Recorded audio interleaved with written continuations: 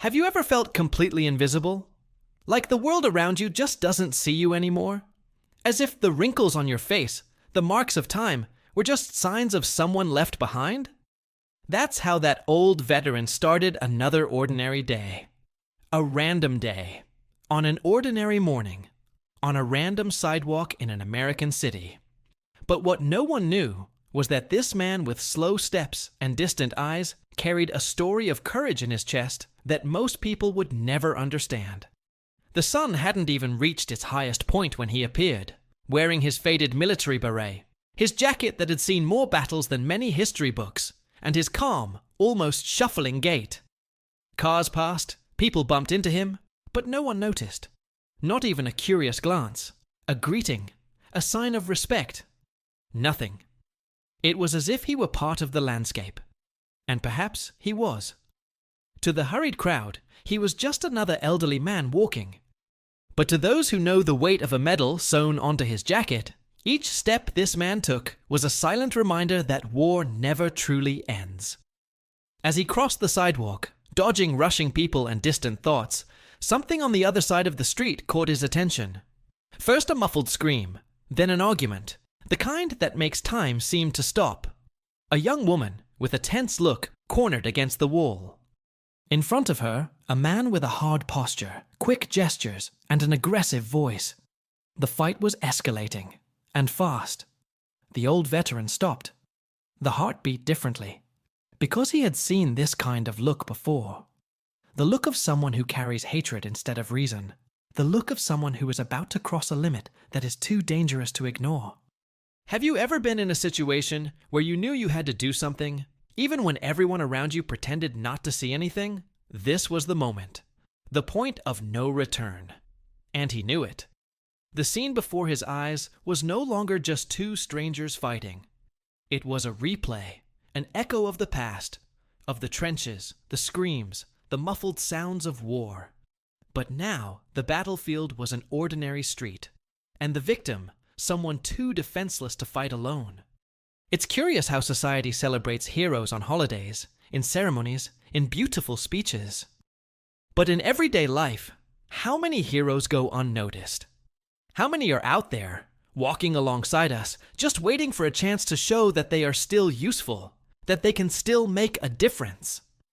The question remains, what happens when a man trained for war, shaped by sacrifice and forged in pain, sees injustice right before his eyes, and no one does anything? Stay with me, because what this veteran does next will shake everything you believe about courage, age, and the true sense of honor. He didn't think twice. The old veteran, the one everyone ignored all morning, crossed the street with firm steps, albeit slow, each one loaded with decades of memories, pain and battles fought in silence. He was no longer just any old man. At that moment, something inside him awakened. An ancient instinct, almost dormant, rekindled like an ember under ashes. The sounds of the city fell silent. All he could hear was the pounding of his own heart and the echoes of a past that never completely left him. With each step, the scene before him gained more clarity. The man threatening the young woman kept his fist clenched, his voice filled with fury. No one around intervened. People passing by with headphones in their ears, eyes averted, bodies in a hurry pretending not to see. But the old man saw everything. I felt everything. Because he knew, with bitter certainty, what it's like when the world turns its back. When fear sets in and loneliness becomes a prison. And there, on that cold sidewalk, the veteran understood. It wasn't just the young woman who needed to be saved. It was him too. Saved from oblivion, from the label of uselessness that society imposes on those who grow old. It was the chance to prove, to the world and to himself, that there was still purpose in his steps. If you've ever felt like no one noticed your pain, your story, or your worth, maybe you can understand what was going on in that man's heart. And if this scene, up until now, touched some part of you, I invite you to share it in the comments. Tell us, what moved you the most? What part of this story spoke directly to your heart? Your voice here matters, because when you comment, like, and get involved, that message goes further. It reaches more people. And maybe, who knows, it reaches someone who is experiencing exactly this kind of silence. In fact, if you value real, intense stories that reveal what many prefer to hide, subscribe to the channel. Because it is you, with this simple gesture, who helps keep this mission alive, giving a voice to those who have been forgotten, telling the stories that the busy world doesn't want to hear. Your support transforms this space into a place where memories come to life again, where empathy finds shelter. And returning to the street at that exact moment when the veteran approached, time seemed to stop. He raised his arm slowly, not in threat, but as if he still remembered the weight of an order, the power of a firm gesture. His eyes, tired but still fierce, met the attacker's eyes. And what happened next is something no one there would ever forget. He could have looked away, pretending it was just another street fight, like so many others that happen every day on street corners around the world. But no, that hit me too deep. It was as if, for a brief moment, time went back, and he was in a war zone again, hearing muffled orders on the radio, feeling the weight of the rifle on his back and the smell of dust and sweat mixed with the tension of the battlefield. Only now, the field was concrete, cars passing by, shop windows behind him, and the war was in the soul. There was something in his conscience that did not allow him to turn his back. He knew what evil was growing before his eyes. I knew what happens when no one does anything. I had seen this in the past, and the regret of having hesitated, even for seconds, had cost good men their lives. Men who, like him, believed that honor is made up of small choices, even when the world no longer expects anything from you. Then he crossed. Alone. The crowd moved away, paving the way as if avoiding being contaminated by other people's pain. No one followed in his footsteps. Nobody offered to help. He approached without weapons, without physical strength, only with the courage of someone who has already lost everything, and therefore is no longer afraid of losing. He stopped a few steps away from the attacker. The young woman cried silently, her eyes wide. He looked into her eyes for a second, and then he spoke. His voice was low but firm, almost like a decades-old whisper. Let her go. Simple words, but said with the soul. The man laughed, a dry, mocking laugh, like someone who hears a dull joke. He didn't see a veteran there. He only saw a frail old man. A nuisance. What if I don't want to, old man? He replied, spitting out the words with contempt. In one quick movement, he gave him a brutal push. The impact was dry. The old man's body hit the hard asphalt. A muffled noise, a contained groan. But he didn't stay on the ground. Slowly, with shaking hands, he leaned on his knees and tried to stand up. Blood ran from his nose, staining the asphalt. The pain in his ribs was sharp, but no greater than the one I felt inside, the one that no exam detects, the pain of being treated like dirt for trying to protect someone. Standing, even staggering, he faced the attacker. The eyes were no longer bright, but they had something more powerful. Truth. And in that tired look, there was a message that words could never express. It was as if he were saying, I've seen the worst of humanity, and yet I choose to believe in the good. The second blow came like a bolt of lightning. Fast, precise, cruel. A punch in the face.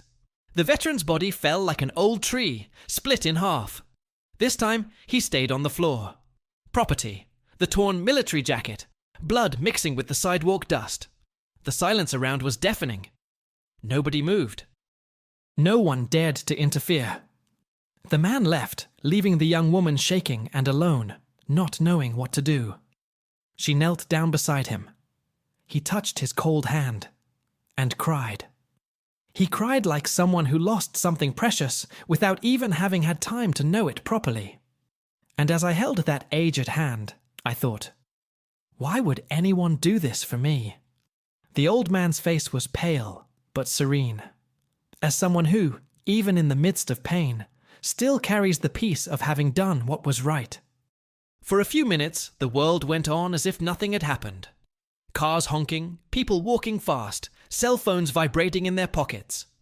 But for that young woman, for that body lying on the floor, everything had stopped. Time, logic, hope, standing before an act of silent courage that no one seemed to notice. Comment there. There are things we never forget. I want to know what this moment awakened in you. Because sometimes sharing what we feel is the only way to not carry everything alone. And there's something important here, because what happens after that moment not only changes that young woman's life, but reveals a hidden truth about that veteran. Something that was hidden behind the pain, behind the age, behind the silence. Let's open this part now, because it can transform everything you thought about what it means to truly be strong. The concrete was cold, rough as sandpaper against the old veteran's thin, fragile skin. The body stretched out, motionless, breathed with difficulty, as if each sigh took away a piece of its soul. The metallic taste of blood filled his mouth, and the world around him seemed to fade away. The sounds, the colors, the shapes, everything receding, as if he was being erased from reality, little by little. He still heard voices, yes, but they no longer sounded human. They were echoes. Disconnected fragments of a crowd that surrounded him without even seeing him. "Does anyone record this?" a teenage girl murmured. "How absurd," said a man, without approaching. Others just passed by, with looks of pity or haste, but without offering a hand. Abandonment there was more cruel than physical pain. What hurt most was not the broken bone or the oozing blood. It was the realization that, even after everything he had experienced, even after having risked his life for people he would never meet, he was now just another old man lying in the street. And the worst part is that he knew it. He always knew that time has a perverse way of erasing even the names engraved on the walls of history. Decades ago, he was a soldier, a leader, a brother in arms. He was the one who carried wounded comrades on his shoulders, who crossed minefields with faith in his chest, who returned home from missions where many stayed. And yet, there he was, invisible, alone, with his face covered in dust and blood, hoping that at least dignity would accompany him in his last breath. But she also seemed to be gone. He tried to get up.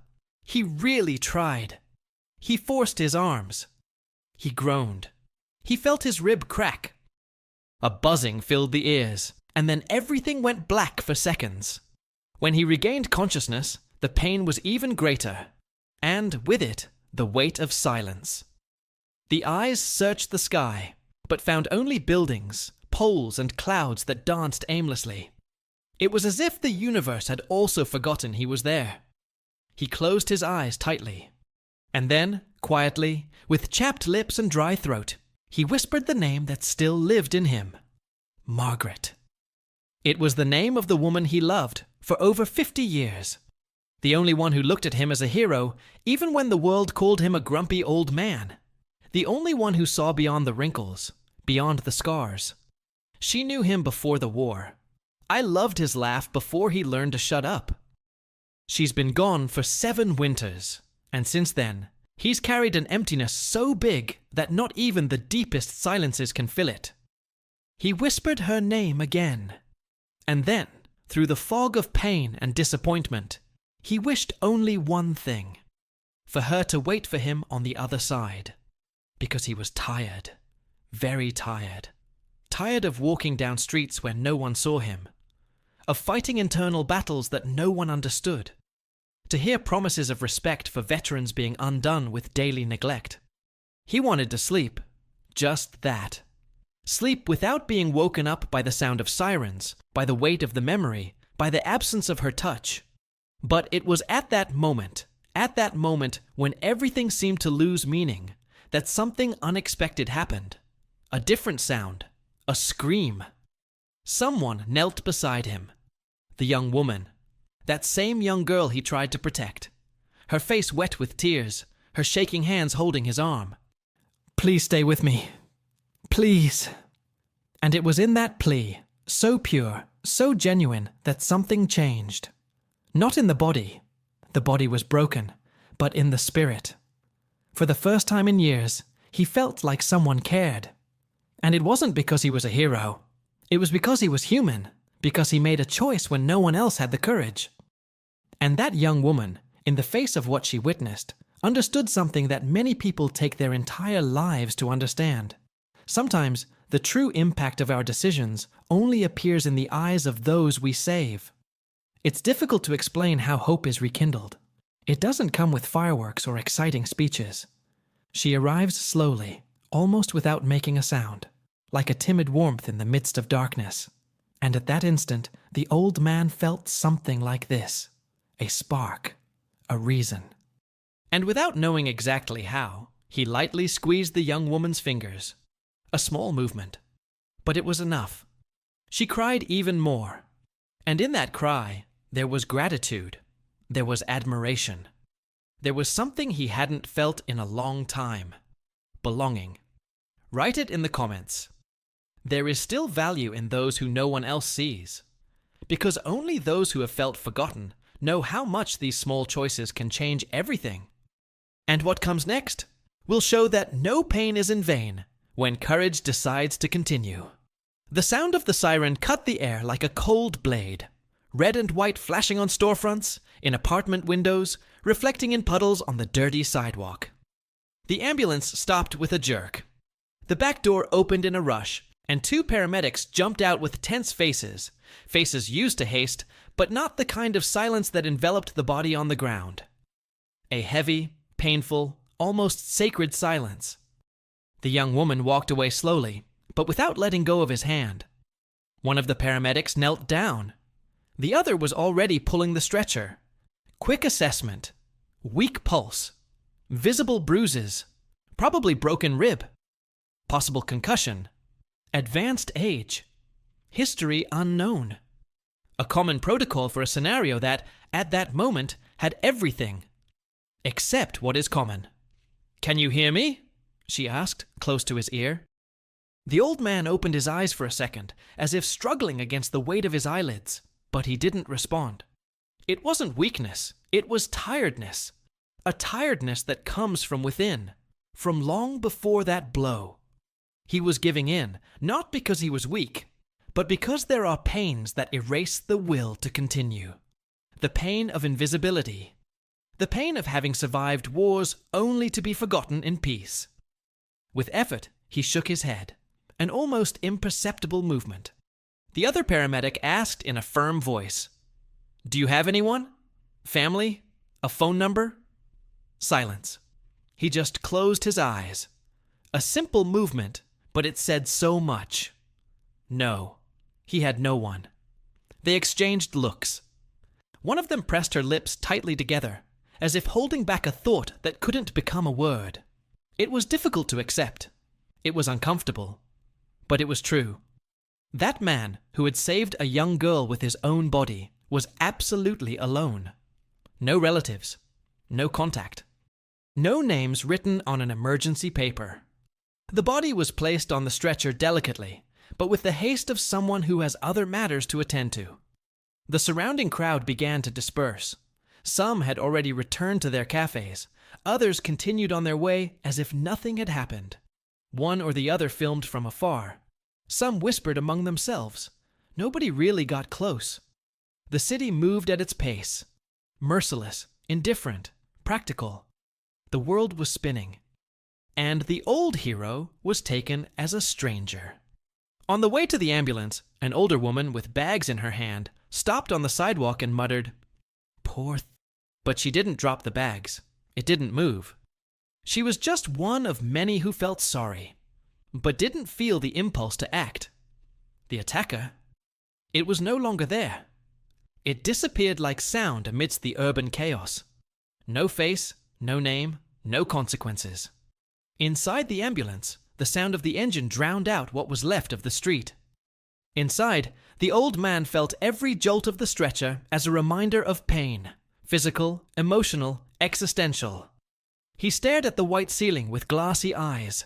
Everything there was too sterile, too cold, impersonal. A brutal contrast to the intensity of what I had just experienced. And even then, he didn't speak. I didn't ask for anything.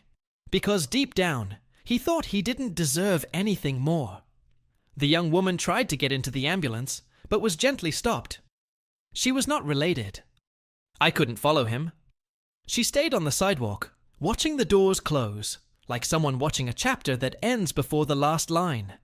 And then the vehicle left, carrying that body marked by war, age, pain, and now loneliness.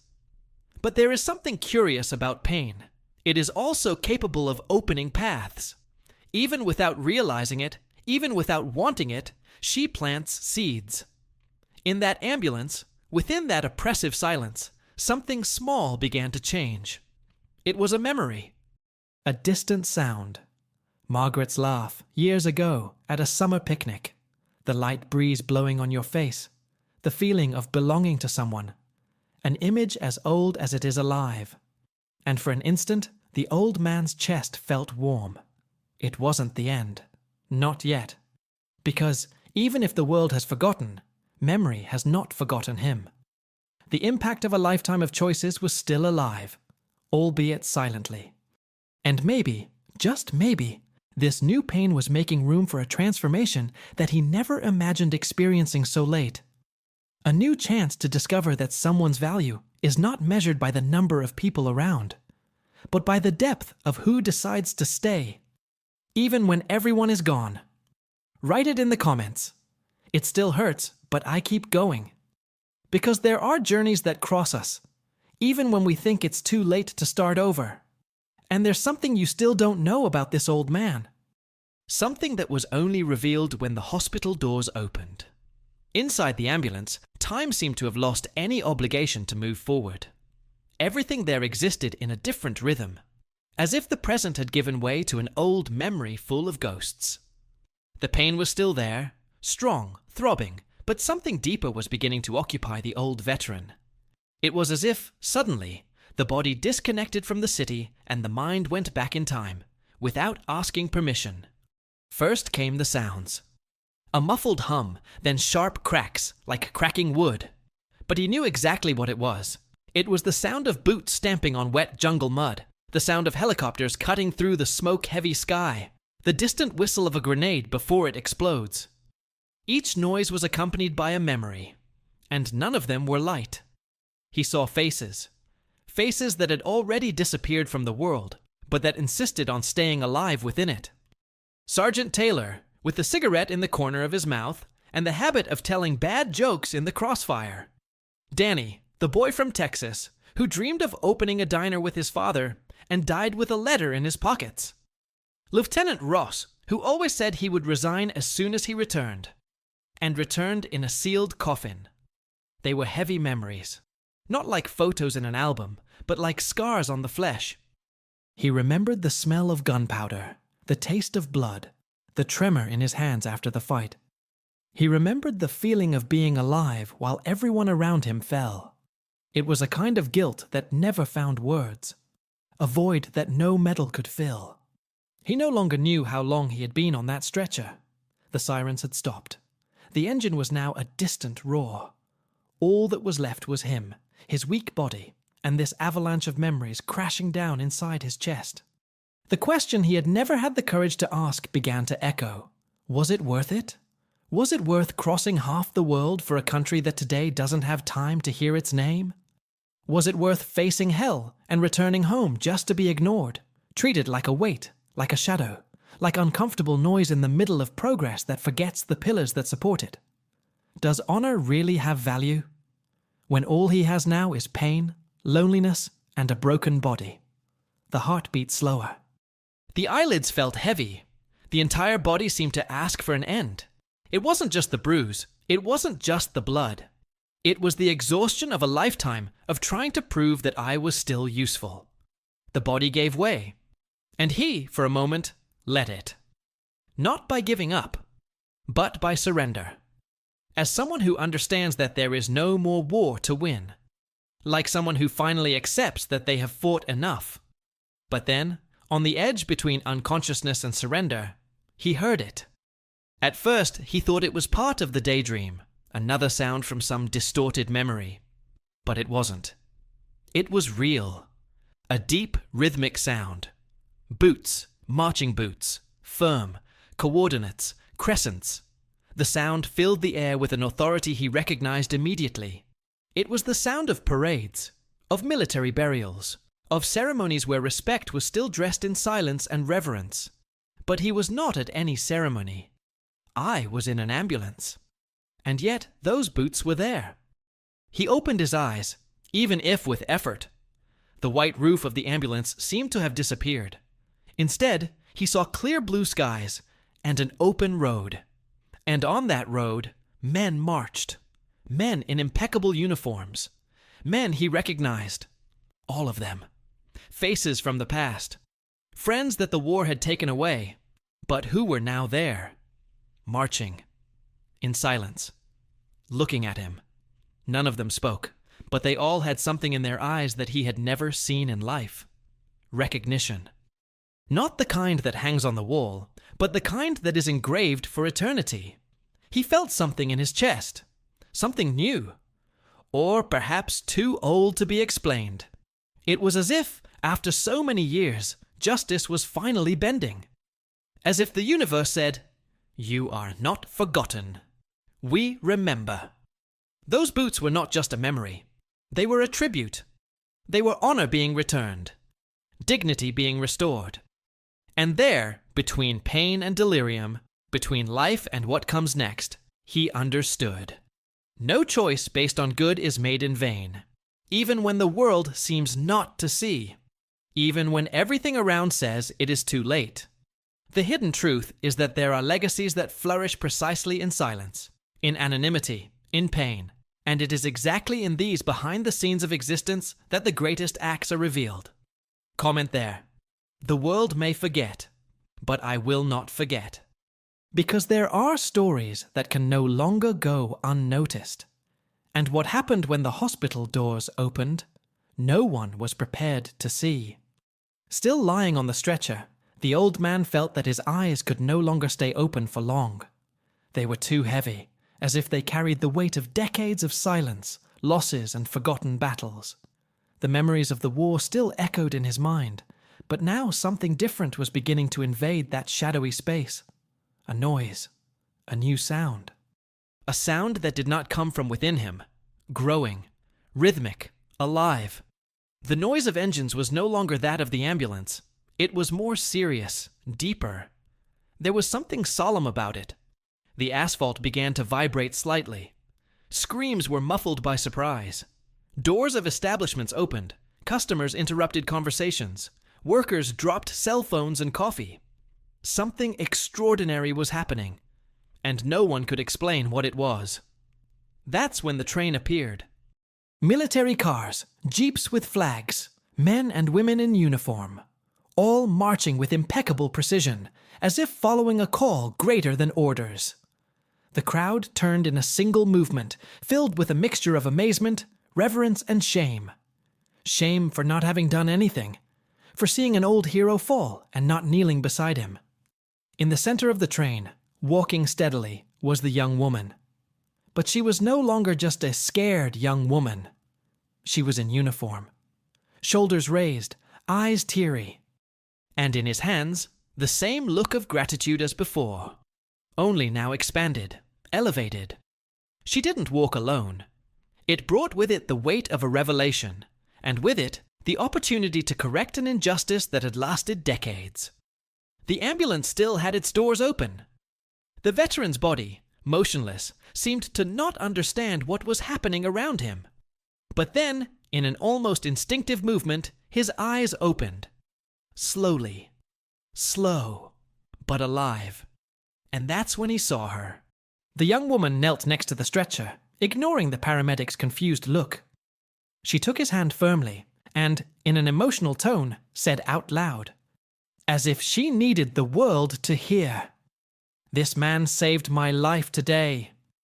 But 30 years ago, he had already saved my father's." The silence that fell was absolute, as if even the city had held its breath. The soldiers, standing at attention, saluted at the same time. A small gesture, but full of symbolism that words cannot reach.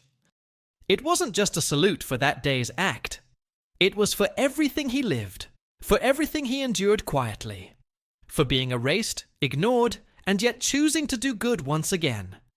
And the attacker, the one who moments before had laughed with contempt, had returned to the scene, perhaps curious, perhaps remorseful, perhaps just inconsequential. But it didn't last long. 2 MPs from the convoy approached firmly and stopped him right there. No shouting, no violence, just authority. Justice arrived without being called, as if time itself had decided to fix what it had let go. The veteran, still not understanding everything, looked at the young woman with weak eyes, but full of something he hadn't felt in a long time: belonging. He recognized in her the face of the soldier he had saved 3 decades before, the wounded man on the battlefield whose cry for help he never forgot. And now, before him, stood that soldier's daughter, alive, safe, standing, because of him. His eyes filled with water, but not with pain. This time it was something else. It was relief. It was reparation. It was the certainty that his existence had, indeed, left deep marks, even if he had never been celebrated for it. People around started to approach, some in silence, others with downcast eyes. Someone took off their hat. Another knelt. And at that moment, on that piece of sidewalk where an ordinary man had fallen ignored, a new symbol now stood. That of the silent courage that one day the world decided to forget, but that now refused to disappear. Because when the truth finally finds space to appear, it doesn't need to scream. She just imposes herself. Like a memory that can no longer be erased. Write it in the comments. I will never ignore what matters. Because sometimes all someone needs is a look, and the courage to be seen. And what that young woman revealed next completely changed the course of history. The sound of applause was not loud. It didn't have the thunderous vibe of stadiums or ecstatic crowds. It was a contained sound, broken by sobs, filled with the shame of those watching. But precisely for that reason, it was true. Each clap seemed to say, "Sorry we didn't see it sooner."